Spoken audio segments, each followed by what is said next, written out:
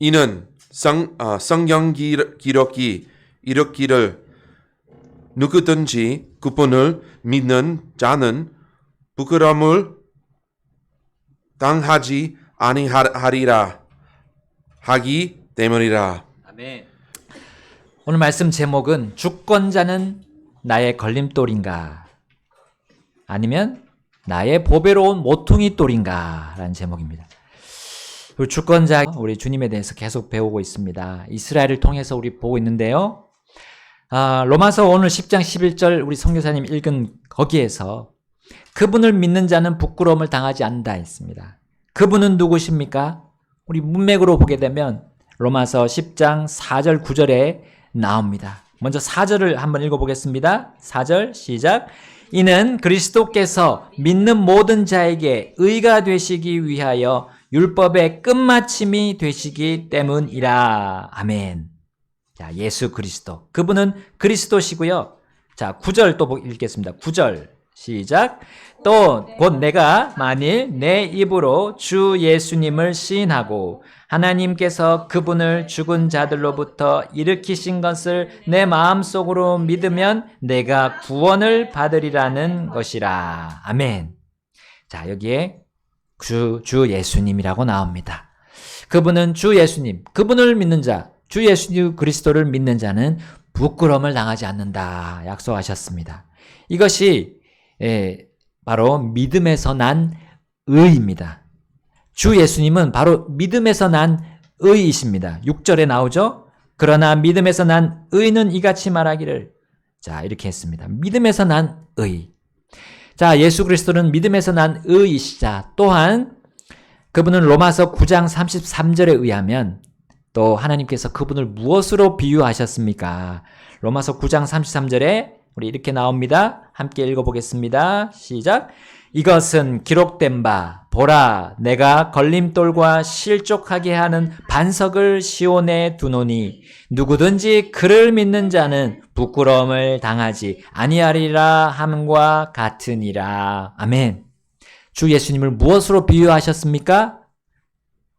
두 가지죠. 걸림돌과 실족하게 하는 반석.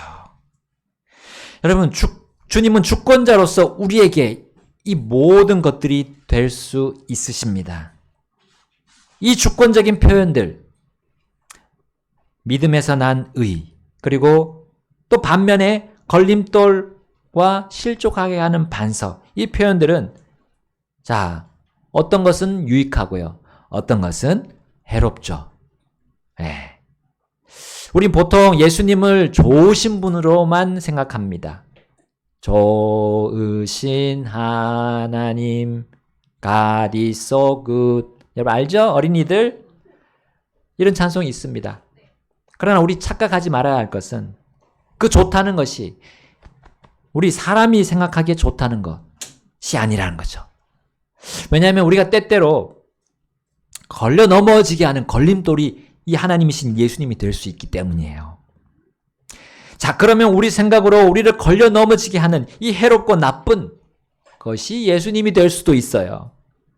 그러므로 우리의 기준을 그 찬송의 가사에 적용하면 혼란에 빠지는 겁니다. 또한 우리 하나님은 사랑이시다라는 진리, 그 진리만을 적용한다면 하나님께서 우리에게 부끄러움을 당하게 하실 때, 하나님께서 우리에게 부끄러움을 당하게 하실 때 우리는 또 혼란에 빠질 거예요. 왜 이런 일이 벌어집니까, 하나님? 왜 내가 이렇게 걸려 넘어져서 낙심합니까? 혼란에 빠지는 거죠. 자, 우리가 우리의 기준으로 사는 것은 나의 신념에 따라 사는 삶이지 그건 믿음의 삶이 아니에요.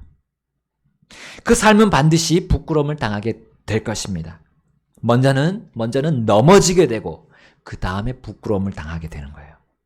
우리 마치 한 아이가 이 친구들과 막 뛰어놀면서 가다가 돌부리에 탁 걸려서 넘어졌어요.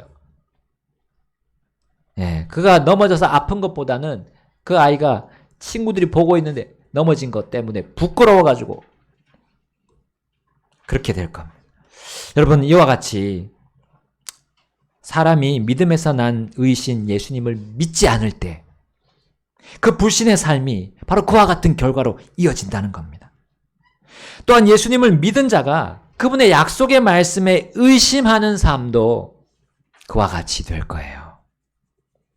하나님은 주 예수님을 믿지 않은 유대인들의 그와 같음을 이미 구약 성경에 기록하셨습니다. 바울은 그 구약의 말씀을 오늘 인용해서 로마서 9장 33절과 10장 11절에 정리해서 보여줬어요. 구약에 여러분 딱 찾으려면 찾을 수 없을 거예요. 믿는 자는 부끄러움을 당하지 아니하리라. 믿는 자는 누구든지 그를 믿는 자는 부끄러움을 당하지 아니하리라. 이 말씀이 구약에 탁 등장하지는 않습니다.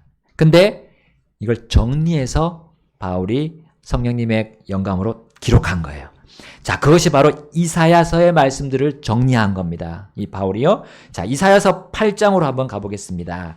말씀입니다. 자, 14절 제가 먼저 읽겠습니다. 그가 성소가 될 것이나 이스라엘의 두 집에게는 걸려 넘어지는 돌과 실족하게 하는 반석이 될 것이며 예루살렘의 거주민들에게는 함정과 올무가 되리라.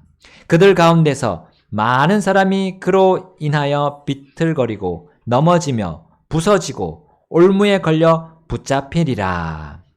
자, 17절입니다. 17절 함께 읽겠습니다. 시작. 나는 야곱의 집에 대하여 자신의 얼굴을 숨기시는 주를 기다리며 그분을 바라보리라. 아멘. 자, 여기서 그가 성소가 될 것이다 했는데 그는 누굽니까? 네, 메시아이신 주 예수 그리스도를 가리키죠. 그러나 그분이 이스라엘이 걸려 넘어지게 하는 돌과 반석이 될 것, 심지어 함정과 올무가 될 것을 말씀하신 이유는 무엇입니까? 그 두 집은 바로 북왕국 이스라엘이고 또 남왕국 유다 아닙니까? 이 둘 모두가 주 하나님을 불신하고 의심하는 삶을 살고 있었기 때문이에요. 자, 이것이 로마가 통치하던 시대에도 적용되고 말았던 겁니다. 이 바울의 시대, 예수님의 시대뿐만 아니라 바울의 시대에도 적용되고 말았어요. 그들의 불신과 그 의심이 자신들의 메시아가 그렇게 하도록 만들었습니다. 그렇게 되도록 정해진 그 곳에 그들이 들어가게 된 거예요. 하나님의 주권으로 그렇게 걸림돌과 실족하게 하는 반석이 되는 그 안에 그들이 들어가고 말았어요. 왜냐하면 불신과 의심 때문에.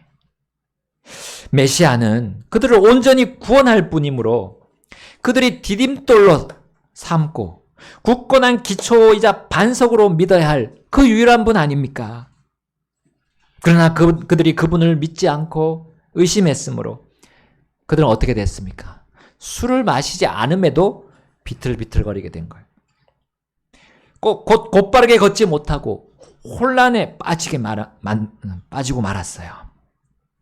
또한 그들의 삶의 기반이 잘 갖춰져 있음에도 불구하고 서지 못하고 넘어지고 말았습니다. 먹을 것, 입을 것, 또 누릴 것이 그들에게 있었지만 힘없이 넘어지고 또한 부서지고 말았던 겁니다. 여유 있는 삶이 예상됐지만 그들의 여유는 더욱더 없어지고 더 바빠지고 더 급하게 되어버리고 말았습니다. 하나님께서 자신들의 주권자이심을 그들이 불신하고 의심할 때 그들의 함정과 올무는 다른 게 아니라 바로 주권자이신 하나님이 되셨던 거예요. 좋으신 하나님은 사람의 생각에 좋으신 하나님이 아닙니다. 여러분, 이사야 당시에 하나님에 대해 알고 있던 이 이스라엘과 유다, 이 유다를 하나님은 어떻게 보셨습니까? 바로 젖을 뗀 아이로 보셨어요. 그게 이사야서 28장으로 가서 우리 보게 되면 나옵니다. 28장으로 가보겠습니다. 9절입니다. 그분께서 누구에게 지식을 가르치시겠느냐? 그분께서 누구에게 교리를 깨닫게 하시겠느냐?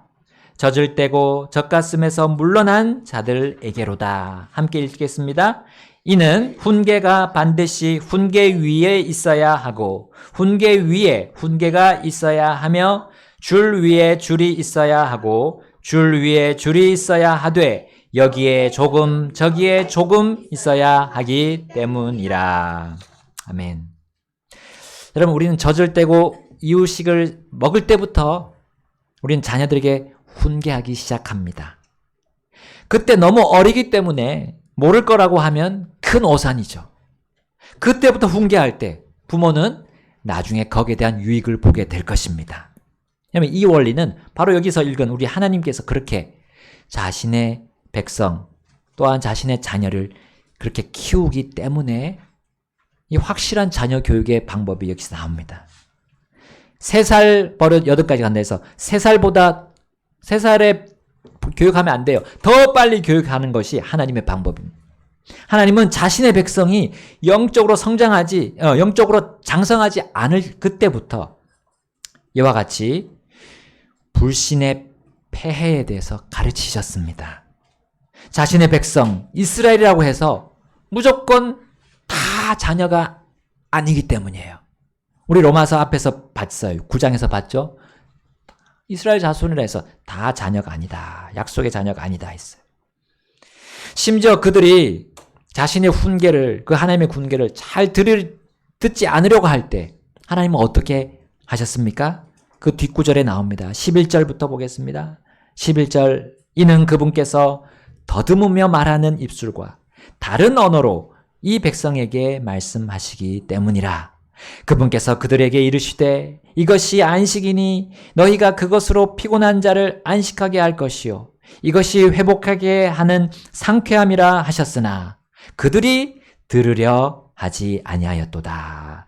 13절 함께 읽겠습니다. 시작. 그러나 주의 말씀이 그들에게 임하여 훈계 위에 훈계가 되고 훈계 위에 훈계가 되며 줄 위에 줄이 되고 줄 위에 줄이 되며 여기에 조금 저기에 조금 있었으니 이것은 그들이 가다가 뒤로 넘어져 부러지며 올무에 걸려 잡히게 하려 함이니라. 하나님은 불신하고 의심한 백성에게 더듬으며 말하는 입술 그리고 다른 언어로 그들이 알아듣지 못하게 하셨어요. 이것은 곧 하나님께서 그들을 이민족, 다른 언어를 쓰는 이민족에게 넘겨줄 것을 말씀하신 것과 같았습니다. 그들이 다른 나라에 정복당해서 그 나라에 가서 알아듣지 못하는 말들을 들을 것을 말씀하셨어요. 자, 외국어이기 때문에 알아듣지 못해서 결국은 그들이 조롱당할 것을 의미했습니다. 이 얼마나 비참하고 끔찍한 일입니까? 결국 그들은 안식을 주시는 그 하나님의 음성을 그 나라에서, 그 이민족 가운데서 듣지 못했습니다. 그들을 회복시키는 그 상쾌한 음성을 그들은 듣지 못하게 되었습니다. 왜냐하면 하나님이 그렇게 수백 년 동안 예언자들을 통해서 해주신 그 말씀들을 그들이 조롱했고 그 예언자들을 조롱하면서 대우했고 그 말씀을 흘려버렸기 때문입니다. 멸시했기 때문입니다. 이사야서 28장 이제 14절 15절이 그걸 설명하고 있습니다. 14절 제가 읽겠습니다. 그런즉 예루살렘에 있는 이 백성을 다스리는 너희 조롱하는 자들아 주의 말씀을 들을지어다.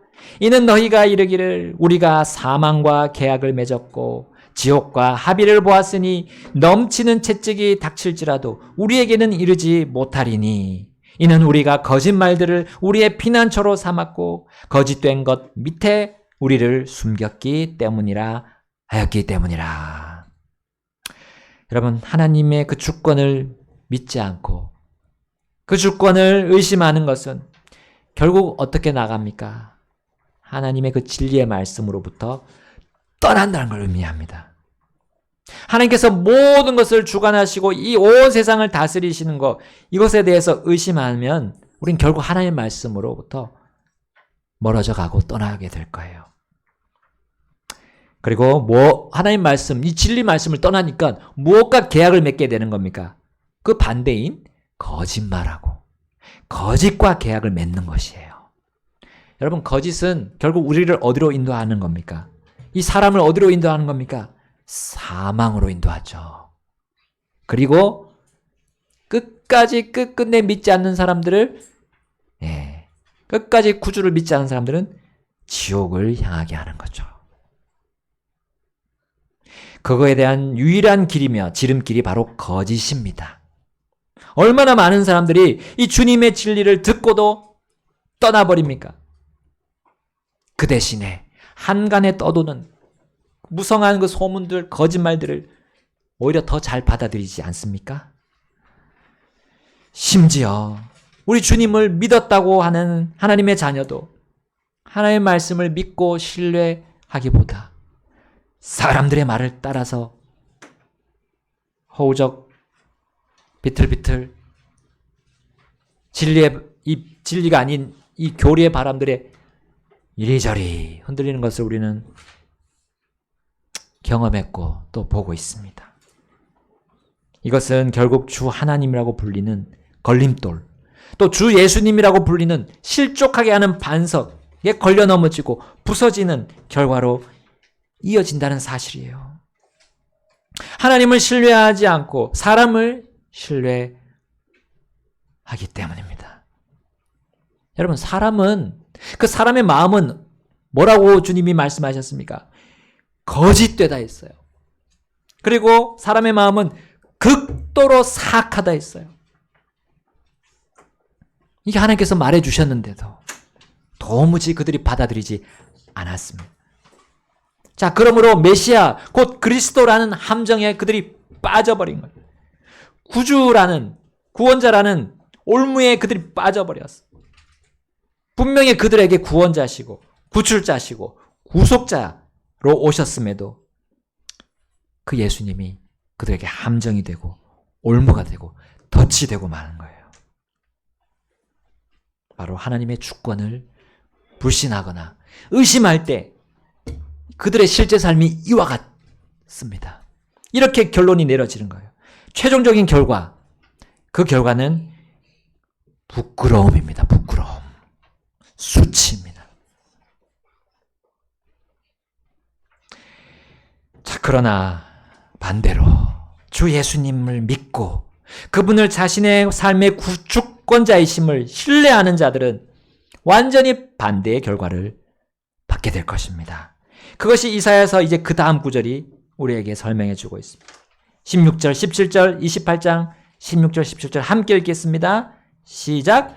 그러므로 주 하나님이 이같이 말하노라. 보라, 내가 한 돌을 시온의 기초로 두나니 곧 단련한 돌이요 보배로운 모퉁이 돌이며 견고한 기초로다. 믿는 자는 다급하지 아니하리로다. 내가 또한 줄에 공의를 놓고 다림줄에 의를 놓으리니 우박이 거짓의 피난처를 휩쓸어 버리며 물들이 그 숨는 곳에 넘치리라. 아멘.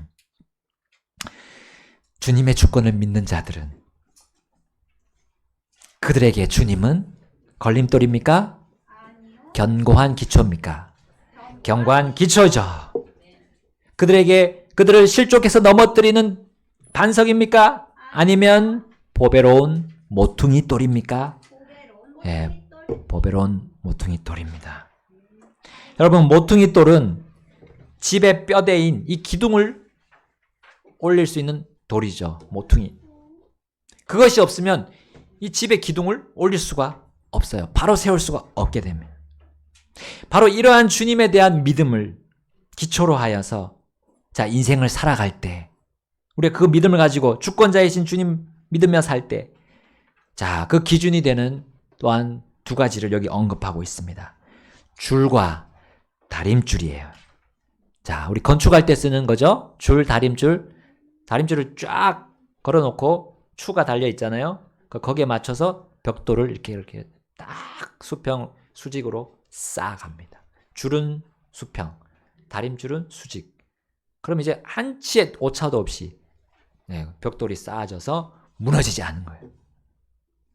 자, 자신의 공의와 의를 그 줄과 다림줄로 주님이 묘사하셨어요.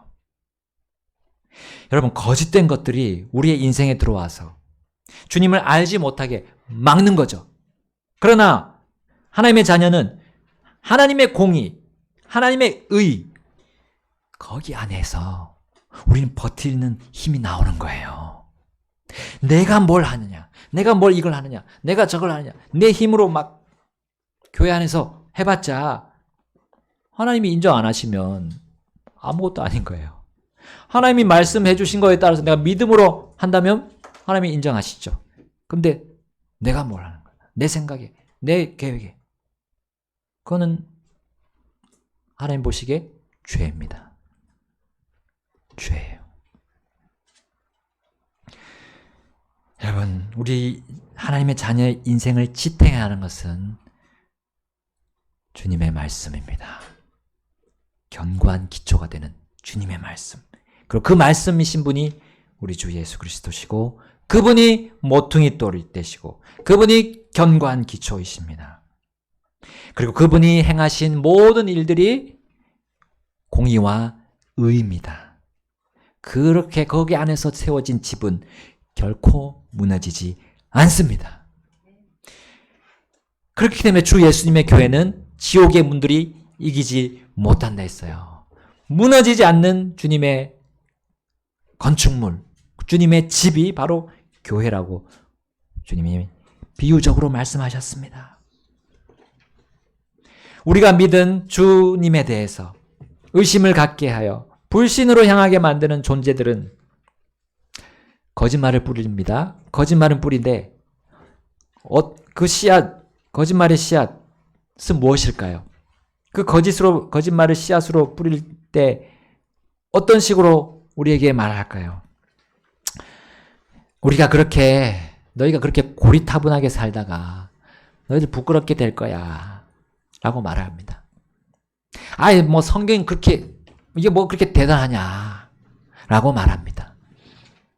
심지어 믿는 자들 안에서도 이 성경 말씀 가지고 나와서 성경 말씀에 대해서 얘기하면서도 이 뭐 성경 말씀 보존이 뭐 그리 중요하냐. 우리 기독교계 안에 이런 일들이 있죠. 성경 뭐 이 번역본 써도 되고 저 번역본 써도 되고 뭐가 그렇게 중요하냐. 이 내용이 중요한 거 아니냐. 하나님 그렇게 말씀하셨습니까? 성경에. 그렇게 말씀하지 않으셨죠. 1.1획도 없어지지 않고 다 성취될 것이고 또 이 하나님의 모든 말씀이 every word, 모든 각각의 말씀이 다 하늘에 정착되어 있다고 하셨어요. 보존하신다고 하셨잖아요. 근데 그걸 왜 그렇게 부인할까요? 네. 혹시 내 마음대로 하고 싶어서 그런 거 아닌가? 하나님의 말씀은 그렇고 내 마음대로 하고 싶었어. 그 사람들에겐 기초석은 주 예수님이지만 모퉁이 돌은 주 예수님이 아닌 거예요. 그러니까 이상한 기둥을 세우겠죠. 그럼 무너지는 거예요. 왜 우리가 이랬는데 왜 무너지지? 이상하게 생각하면 혼란 속에 빠지는 거예요. 그 사람. 자, 그런데 기초석과 모퉁이 돌은 예수님이에요. 그런데 줄과 다림줄, 공의가 아니고 하나님의 공의와 하나님의 의가 아닌 이 세상의 공의와 의를 가지고 와서 맞춥니다.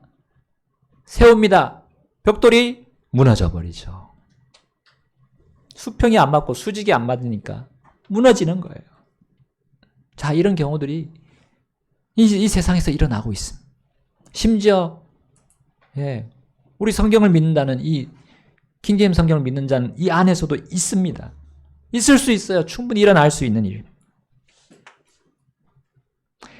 결국 그들은 하나님의 굳건한 말씀이 그들에게 걸림돌과 실족하게 하는 반석이 되고 마는 거예요. 여러분, 이런 큰 세력들 앞에서 우리 조그만한 우리들, 주님의 주권을 인정하고 믿고 신뢰하는 자들, 얼마나 볼품이 없어 보일까요? 그래서 하나님께서 그들을 격려해 주십니다. 이사야서 54장으로 가보겠습니다. 이사야서 54장 4절부터 7절까지 얼마나 길게 우리를 격려해 주시는지, 이 믿는 자들을 격려해 주시는지, 주님의 주권을 인정하는 추의 의심도 가지지 않는 자들을 격려해 주십니다. 4절부터 보겠습니다. 54장 4절. 두려워하지 말라. 이는 내가 부끄러움을 당하지 아니할 것이기 때문이라. 또 당황하지도 말라. 이는 내가 수치를 당하지 아니할 것이기 때문이라. 이는 내가 젊었을 때의 수치를 잊겠고 과부 때의 치욕을 다시는 기억하지 아니할 것이기 때문이라. 이는 너를 만드신 이는 내 남편이기 때문이라. 만군의 주가 그의 이름이며 내 구속자여 이스라엘의 거룩하신 이며 그는 온 땅의 하나님이라 불리리라. 함께 우리 6절 7절 읽겠습니다.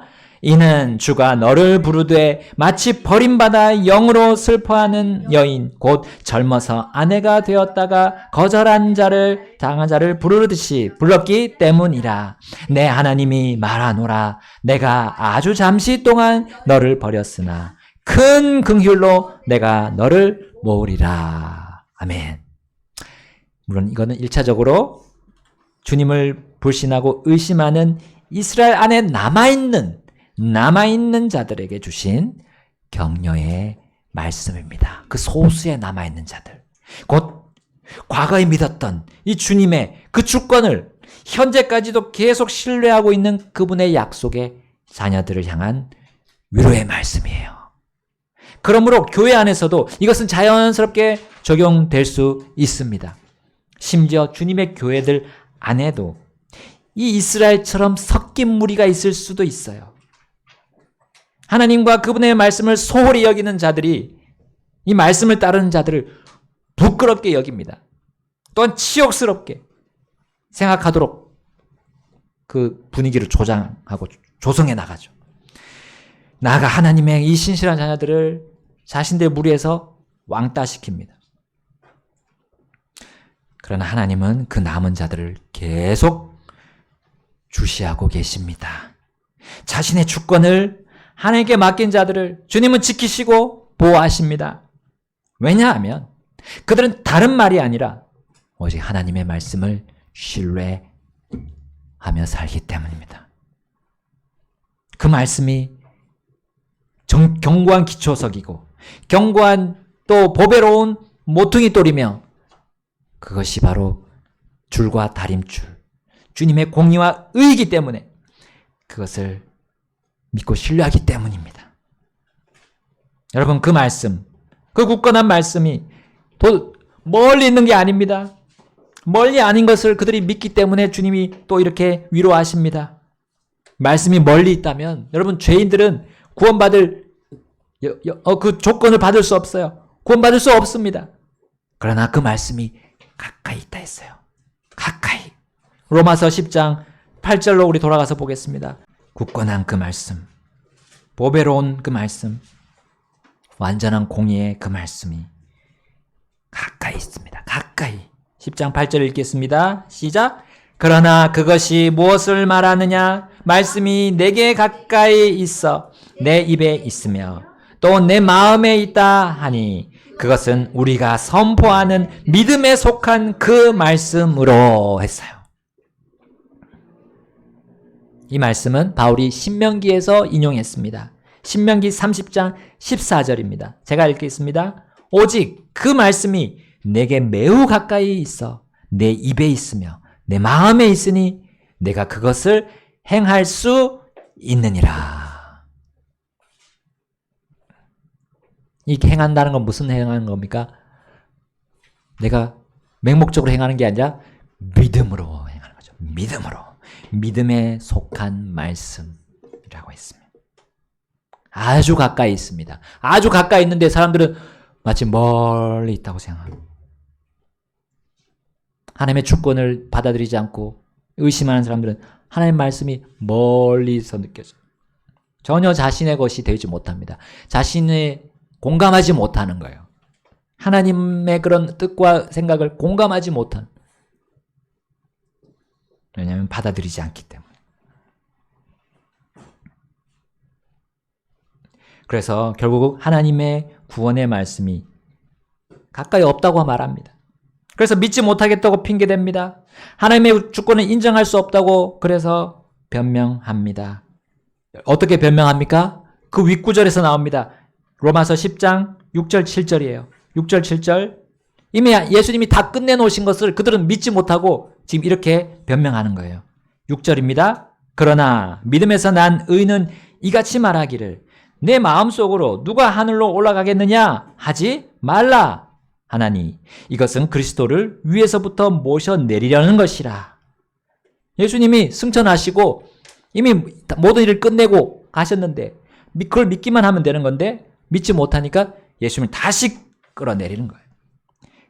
다시 그 일을 하시라는 거예요. 자기 눈에 보여달라는 거예요. 믿지 못하겠으니까. 자, 7절입니다. 다 같이 읽겠습니다. 시작. 혹은 누가 깊음 속으로 내려가겠느냐 하지 말라 하나니 이것은 그리스도를 다시 죽은 자들로부터 모셔 올리려는 것이라.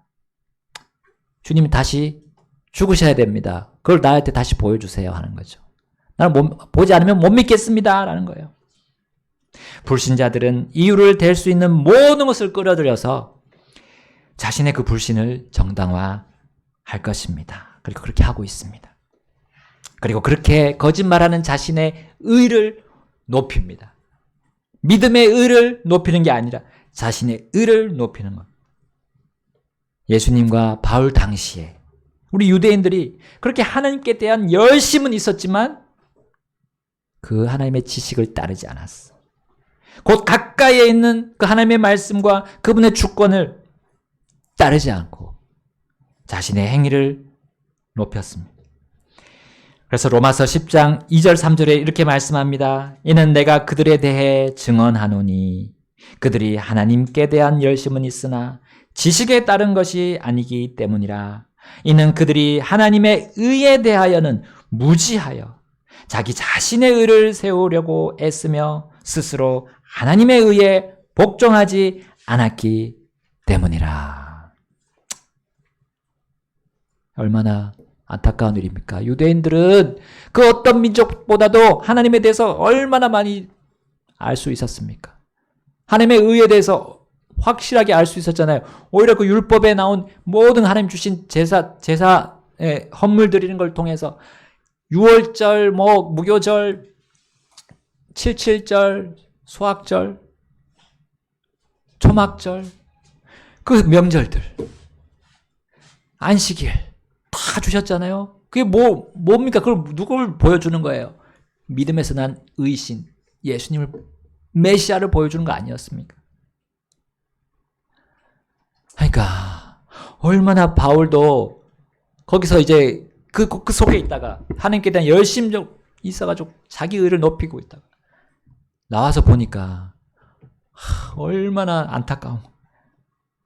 그래서 바울은 이렇게 기도할 수밖에 없었어요.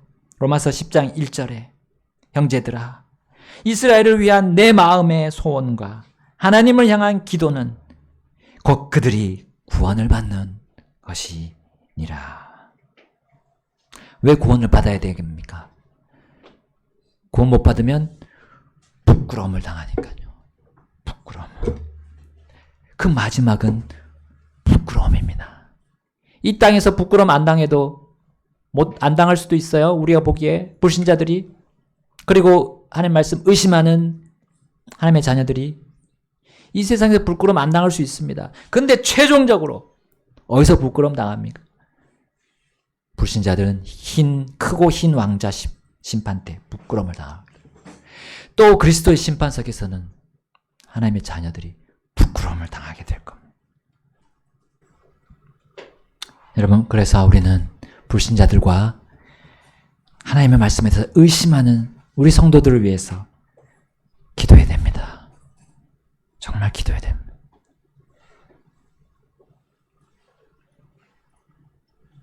하나님의 복음의 말씀과 그 하나님이 세상의 모든 것을 주관하시는 것에 대해서 우리 사람들에게 우리 알려주는 우리가 도구가 주님의 그릇이 우리 되어야 됩니다.